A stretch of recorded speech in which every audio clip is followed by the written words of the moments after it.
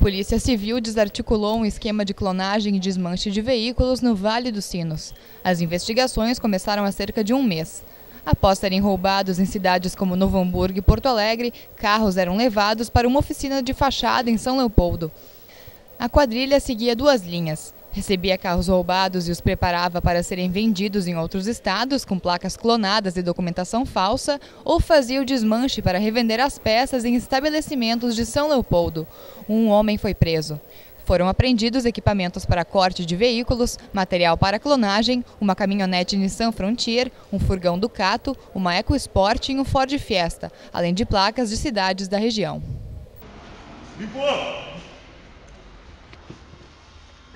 Limpo!